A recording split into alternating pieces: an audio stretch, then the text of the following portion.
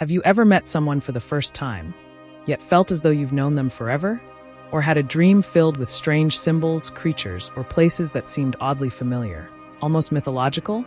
What if these weren't just random thoughts, but ancient patterns whispering through your unconscious mind? You're not alone. According to Carl Jung, a Swiss psychiatrist and pioneer of analytical psychology, these experiences are windows into the collective unconscious, an invisible realm shaped by archetypes. These archetypes are not just abstract ideas. They are living energies, fundamental blueprints that guide our thoughts, behaviors, relationships, and even our spiritual evolution. Welcome to the Unfolding Journey YouTube channel. Here, we explore the deeper dimensions of human experience, psychology, spirituality, philosophy, and myth. If you're someone who's passionate about understanding the inner workings of the mind and unlocking life's greater meaning, you're in the right place. Now, let's begin our exploration into the role of archetypes in Jungian theory, and how they continue to shape who we are. At its core, an archetype is a universally understood symbol or pattern of behavior that resides in the collective unconscious, the part of the psyche that all human beings share. Unlike personal memories stored in the personal unconscious, archetypes are inherited potentials. They aren't learned through experience, but are hardwired structures that influence how we perceive and respond to the world. Jung described archetypes as forms without content, similar to a psychic mold or template.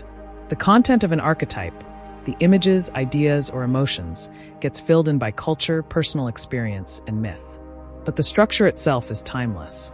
They show up everywhere, in religious stories and mythology, in dreams and symbols, in movies and literature, and even in our daily lives and relationships. Think of the archetype of the hero, someone who goes on a journey, faces great trials, and returns transformed. We see it in Harry Potter, Frodo Baggins, Mulan, and even modern entrepreneurs. The details may differ, but the pattern remains consistent. To understand archetypes, we must grasp Jung's concept of the collective unconscious.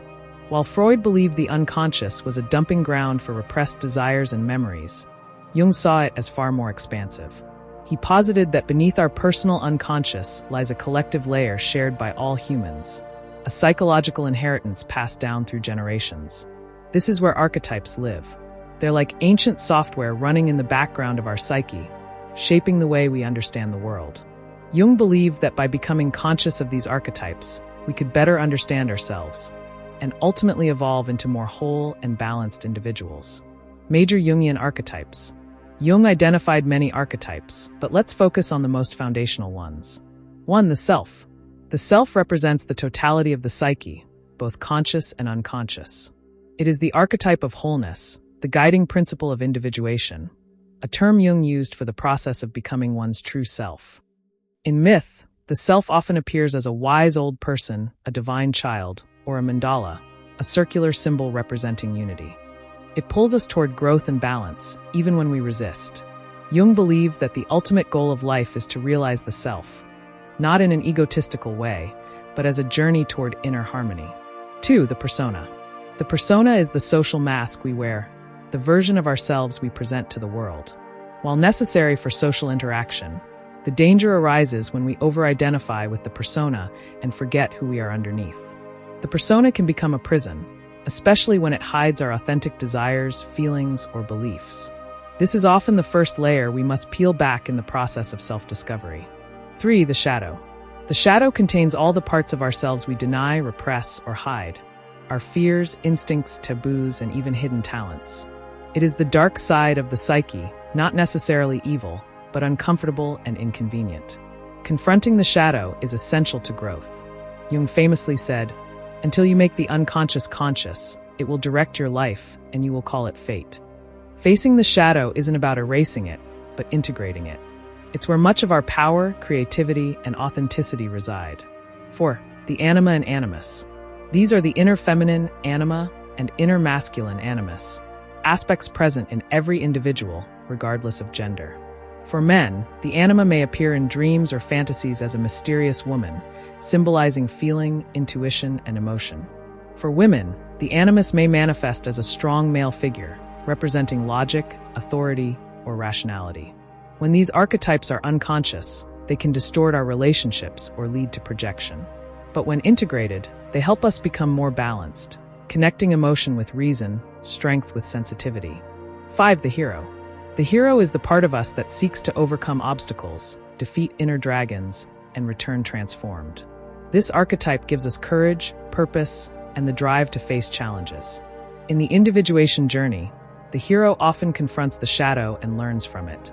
Think of King Arthur, Luke Skywalker, or Katniss Everdeen. Their journeys reflect ours symbolically. 6. The wise old man/woman. This archetype represents inner wisdom, insight, and guidance. It may appear in dreams, stories, or inner dialogue as a mentor, teacher, or sage. The presence of this archetype often signals a breakthrough or turning point in one's personal journey. 7. The trickster. The trickster disrupts the status quo. He breaks rules, plays jokes, and causes chaos, but also brings change and transformation. While irritating, the trickster shakes us out of rigidity. Think of Loki in Norse mythology or the Joker in modern media. The trickster reminds us that growth often comes through disruption. Archetypes often surface in dreams, through people, animals, symbols, or settings that carry emotional weight or symbolic resonance. A house with many rooms might symbolize the psyche. A journey through a forest could represent a descent into the unconscious. Meeting a stranger might signal an encounter with the shadow or Anima/Animus. Archetypes also show up in how we relate to others. Ever wonder why you're drawn to certain people or repel others instantly? Often, we are projecting our own unconscious archetypes onto them. Becoming aware of this projection is the first step in taking back our power. In our modern world of constant distraction, image, and surface-level interactions, archetypes offer a powerful language for deeper self-understanding. They help us make sense of dreams and inner conflicts, navigate relationships and emotional triggers, discover purpose and meaning, heal wounds from the past, become more whole and authentic. Jung didn't offer archetypes as rigid categories, but as evolving guides in our journey toward individuation. Understanding archetypes is not about labeling ourselves, but about listening to the quiet voices of the soul that speak through symbol, story, and feeling.